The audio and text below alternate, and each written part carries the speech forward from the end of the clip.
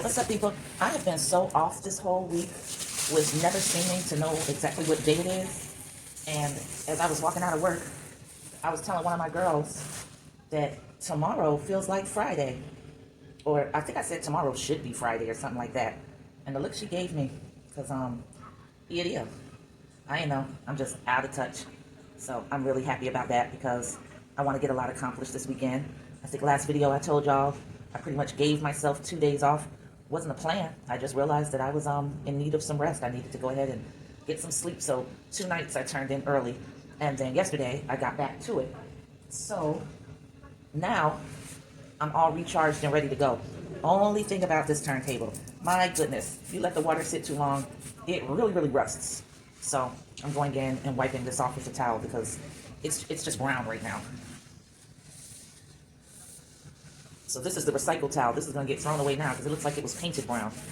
I just want to get some of that rust off. I have to clean this with baking soda and vinegar to really restore it back to something close to what it is, because this is just raw metal. There's no type of protectant on it, and this raw metal rusts very quickly. There. So I do things at different points just because I get like aggravated looking at certain stuff, because I've still got so much work to do on this piece and still going to be doing a lot of spraying that it really doesn't make sense to go ahead and clean the turntable off until I'm ready to remove this piece off of the turntable.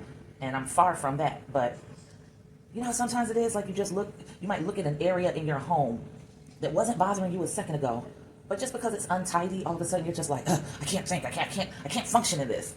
And you just get real obsessed with jumping up and doing something about it at the moment, in that moment, regardless of whether it makes sense or not, regardless of whether you're going to really go in the way you need to. Like, you might need to tighten up the whole house, but it's just this one area that you're in that you can see, and it just feels like it's impeding your progress. It's just messing up everything that's supposed to be right with life. So you got to take care of it right then. That's how I get sometimes when I'm sculpting and my area starts to get too messy. This little studio section of the living room that I've created. So I'll be having to go in and fix that.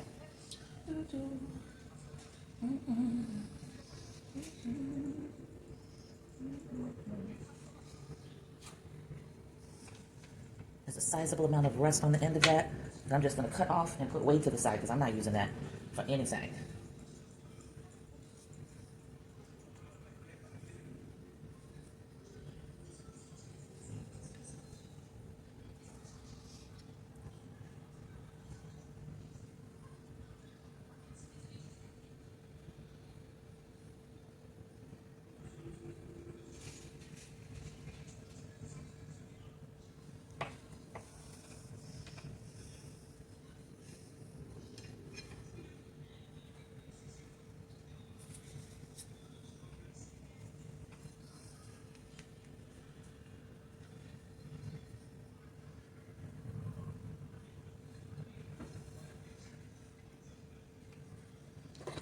I don't have the camera angled the right way. Sorry, it took me so long to notice that.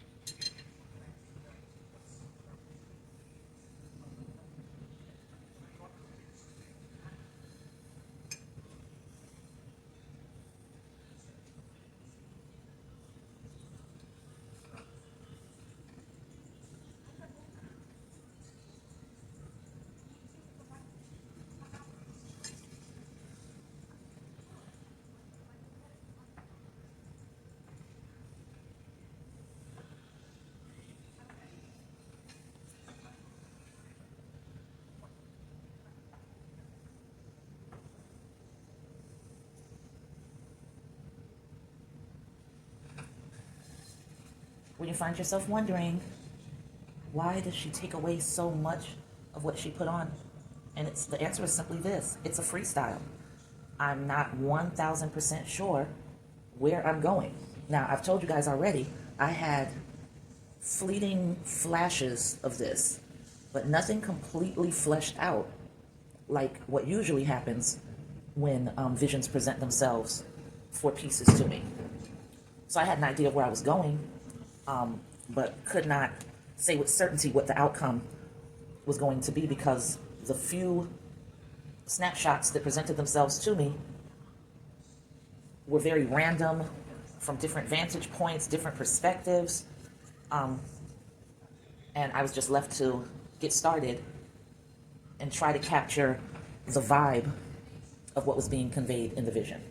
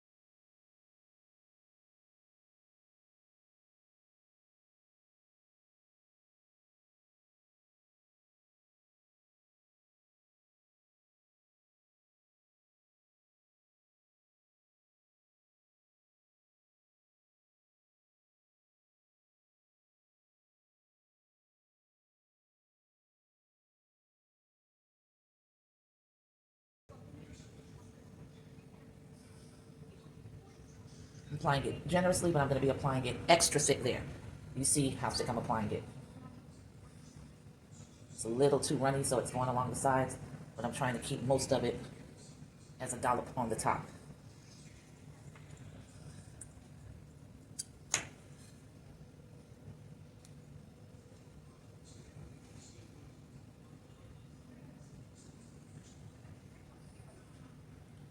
I do this wriggle application technique to make sure that I'm pushing the clay down.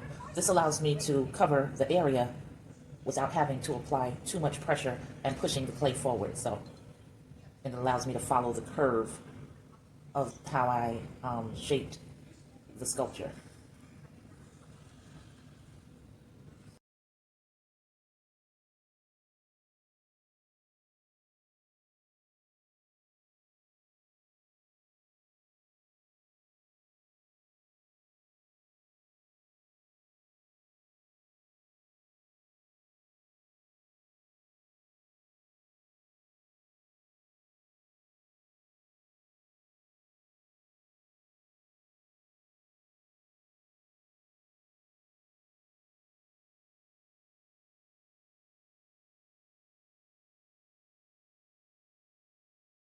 Wiping off some of the excess slip. A coil is going to go around that. I'm scraping this off the table and dropping it, depositing it back into the bowl. And I'm going to go ahead and roll this piece of coil. It's going to go cover completely around where the head and neck is joined. My hands have a lot of clay dust on it, which means I'm going to dry this piece out quickly and probably have to spray it. I can see the cracks in it already, so yeah. I hate to see tension cracks where the clay has shortened and separated because it doesn't have enough moisture to keep the fibers sticky and held together. So I just reinvigorate it with more water, get those cracks out of the way, and bring the stickiness back. The stickiest of the iggers. And now I'm gonna wrap this right around the joined area, pinch off the excess. And because this is such a very vulnerable area, I think I'm gonna go in and wipe my hands off on my apron.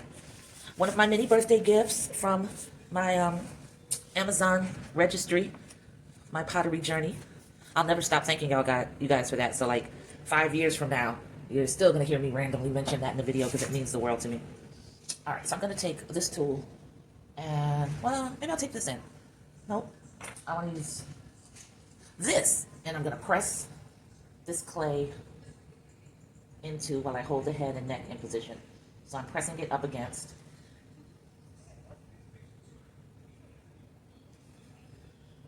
I'm trying my damnedest to hold the head in place.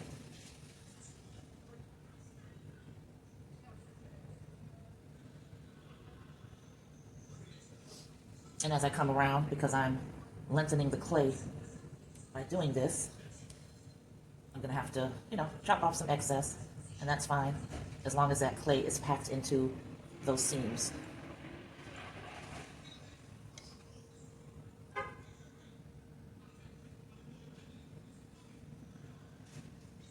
So this is where I start to blend in and down and up and around, whatever's needed.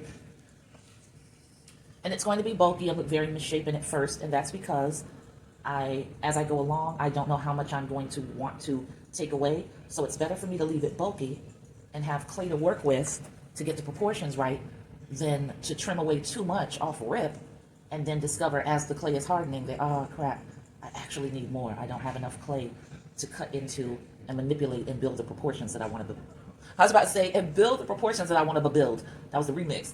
Build the proportions that I want to build. So it's better to, go in with some excess and have granted yourself the liberty of having enough clay to work with to take away than the reverse. The reverse is going to frustrate you because you want to be working with your clay, especially pieces that you're joining, when they're at close to the same level of moisture. They're going to connect better. They're going to dry better. They're going to shrink together, hopefully at the same rate, if most of your wall thickness is pretty uniform. And that will hopefully make a lot of difference in your chances of it coming out of the kiln, your sculpture coming out of the kiln in one piece. You feel me? So this is a curve. So you notice, you don't just keep pulling straight down because this is a curve. So use your wrist. Get in that little nook and cranny and accommodate it. So you don't always have to switch tools. Sometimes you're just switching how you're maneuvering the tool, how you're using it, how you're positioning your hand to get what you want out of it. And, all that comes with practice.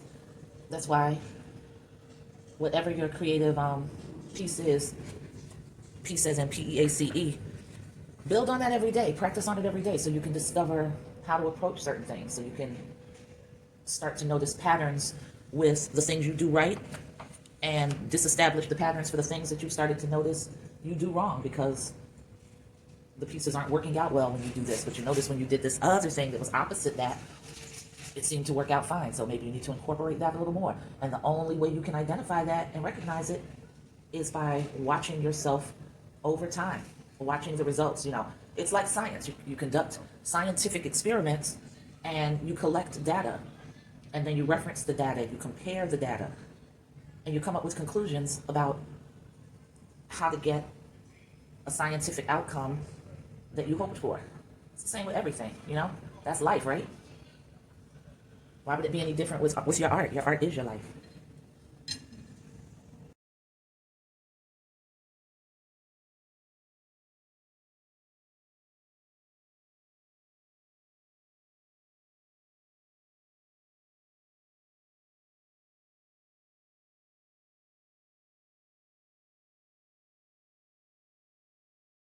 Take your time, look at it from all angles, see how you feel about it.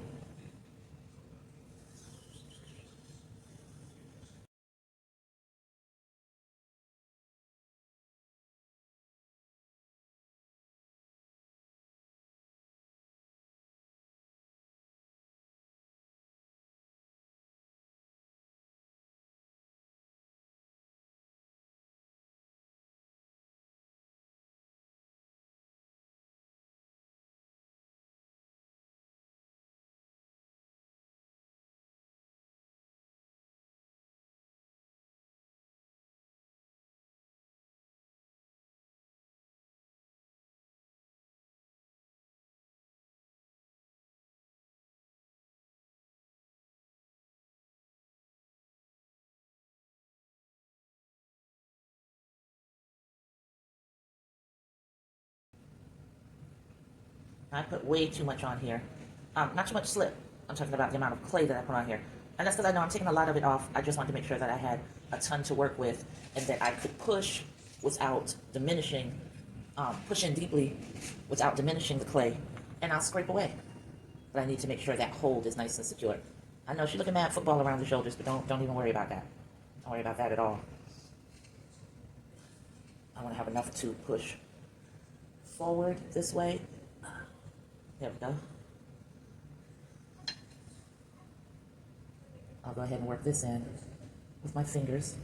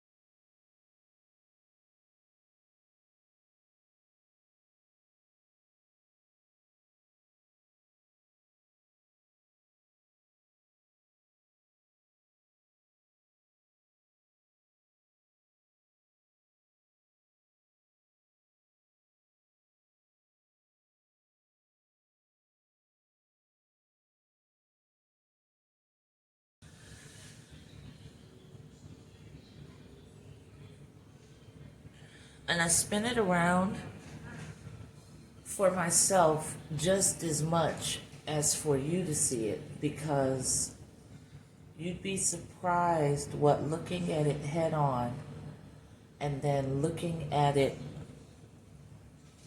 on your on the screen, how you'll see things that you just can't possibly see while you're sitting right in front of it like this. And it gives you some interesting perspectives and causes you to stop sculpting in areas because you somehow managed to create an effect that really sits well with you, you know, and you're just like, oh wow, that looks very interesting from that angle, and I like that plane, or I like that curve. I'm not going to do any more to this section when you were planning on doing a whole lot more. So it's just, you know, interesting to see what captures your eye and becomes something that you've decided you want to be a focal point of the piece, if not for anyone else, just for you, where it's like you look at that one part and go, that is my favorite little area right there. There's something so special about that one little spot.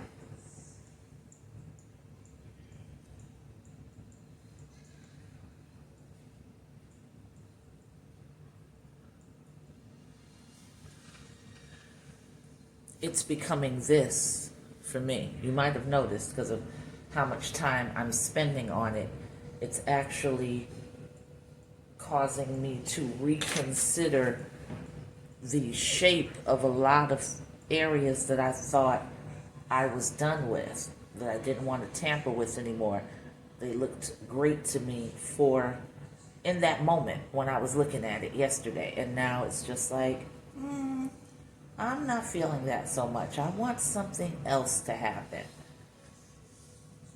And I keep seeing it. As I go on, I keep identifying this line that wants to be born. It wants to be created and recognized. And I have to make that happen.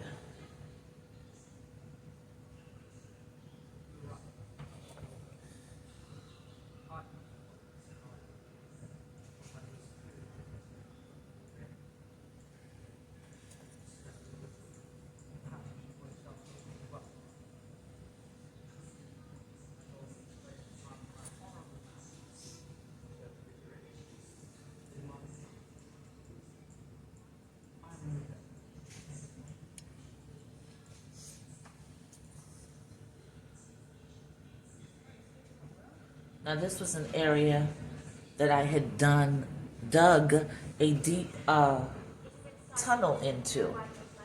So it's no surprise that, you know, I've gotten to the air pockets and the airways within that tunnel.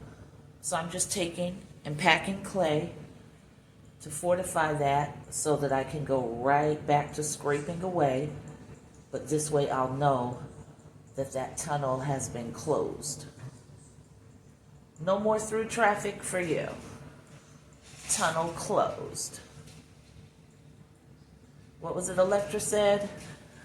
We don't cater to the bridge and tunnel crowd. So yeah, maybe we'll cater to the bridge crowd, but not the tunnel. All right, I'm delirious. I'm starting to talk a little crazy, and there's nothing wrong with that. So we are clocking out at 1 hour and 2 minutes. We're just gonna go ahead and call that an hour. And I'm gonna spray her so that she'll be ready for me when I get back.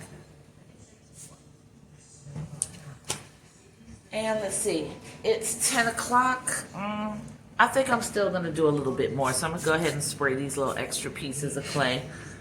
And I almost forgot to turn the camera off. But yeah, so I'll catch you on the flip side, which in this case will be a few minutes. All right, peace.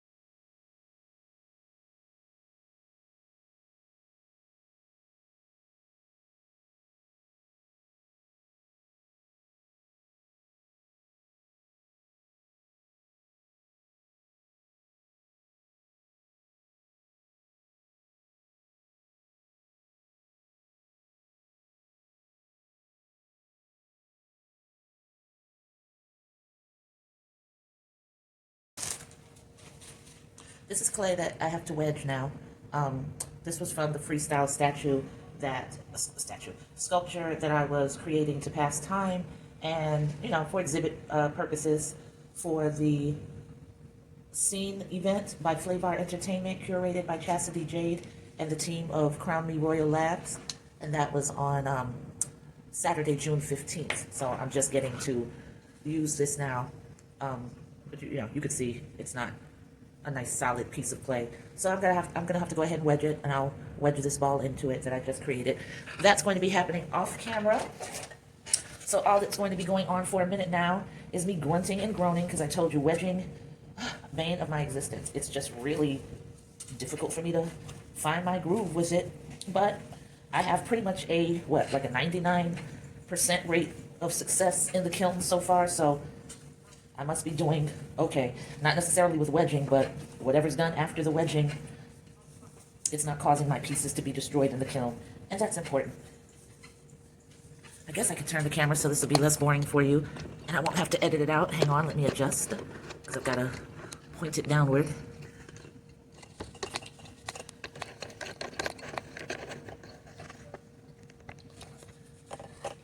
There you go. So I think that'll do.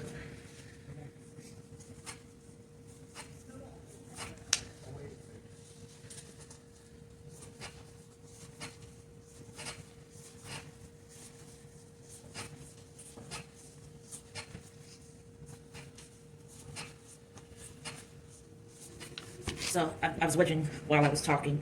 So then I just change directions, wedge the other side, and I basically go at wedging for this size of a wad of clay, which I'm guessing is about a pound. I haven't gotten a scale yet. By the way, my Pottery Journey registry list on Amazon is still up. It's gonna stay up. I'll wait for Christmas to roll around. If anybody wants to get me something from off of there, yes, please. So once I get the scale, I'll know how much clay I am working with. And I have to do this on my lap because I do not have a sturdy table that's at the height that I need it to be in order to wedge. I don't like to stand and do anything, and that's a problem because, you know, I need to exercise because I'm so sedentary, so you would think that I would take advantage of opportunities to get some movement in, but I don't. So one of these days I'll find the perfect table that can absorb noise and the pounding that happens with clay, because I don't want my neighbors to, you know, start sending me death threats.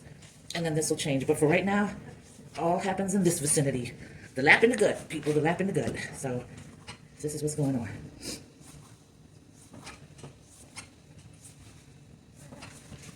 And no, I don't know how to spiral wedge. I don't care how many videos I watch. I can't get it. I just can't.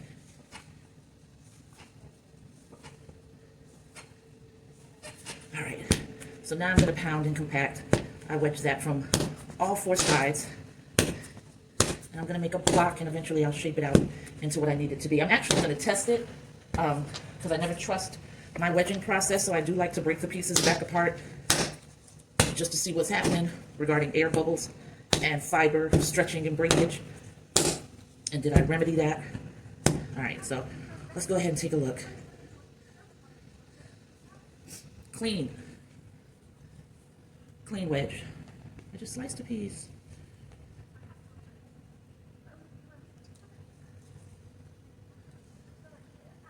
Nice clean wedge.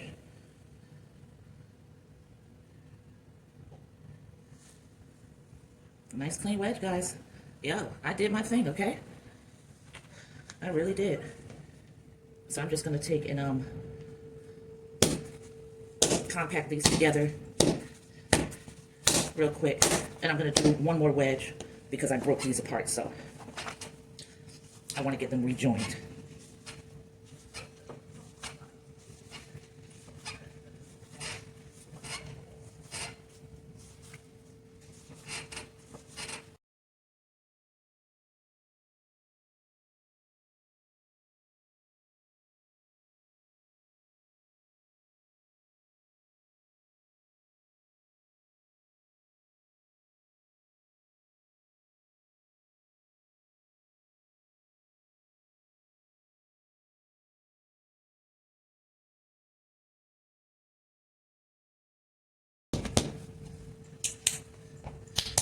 And I'm pretty confident that this is wedged as nicely as it was the first time. So I think I'm going to grab my roller as soon as I can locate it. Okay, found it.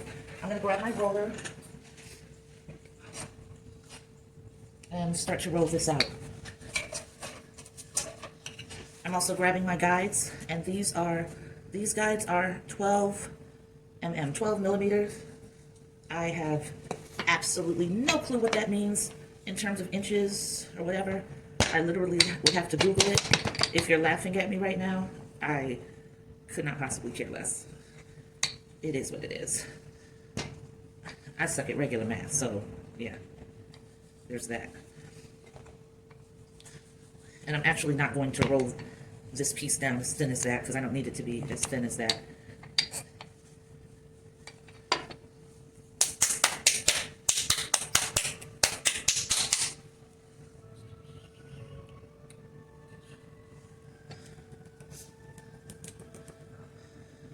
This is me thinking, guys, thinking about how I'm going to approach this. I'm going to slice it, guesstimation, approximately down the middle.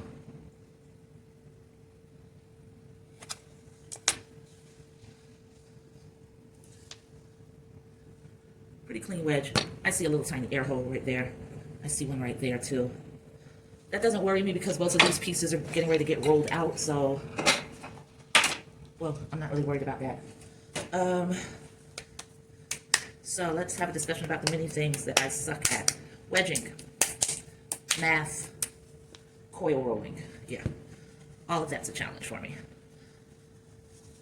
She is presenting her own particular challenge, and I'm just going to have to see how she instructs me to create her over the weekend, because what I was thinking is turning out very different from what is happening, and that's fine.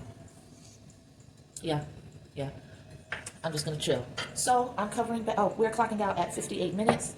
You might as well hang in there with me while I keep my dial. That helps to keep me honest. That I know you guys are watching to see if I'm gonna be a good old girl and actually put up my tools. I still haven't disciplined myself to cleaning each tool yet before I put them back. They go in the caddy just as grungy as the day is long. Ooh, I almost put that in there, and this has a ton of slip on it, so I'm just wiping that off onto my apron. It'll be fine. Okay, so there's the bag it's going to get covered with. It was messy. I'm going to collect these clay particles and just drop them on the plate that sits on top of the slip, and that'll go into the crumbles bag so that when I need to, I can make more slip. I just put my pendant out of the way before I mess around and get sloppy and break her. So, there you go. You see how messy the table is? So I just spray it down really well.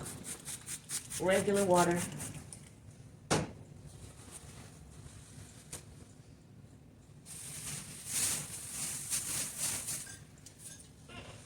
I bought this a long time ago to clean with. A Mr. Clean Shamit. Let me start using this to wipe the table instead of my towels. I'll use the towels to dry from now on because, whoa, almost knocked the slip onto the floor. It's a glass bowl, y'all. That wouldn't have been good. I'm going to start using this cloth, which is the, I've never known how to say this, guys. I'm not even sure I know how to spell it. Chamois? Is that what it's called? Chamois? I don't know. But I bought this, and I've never, ever used it. I mean, I'm not that fond of it right now. It's just sort of smearing everything to me. I don't like that. I feel like the cloth that I had over here does a better job than this. I couldn't find it before, but I just found it. So let's see how the rag does, because this is leaving like mad streaks.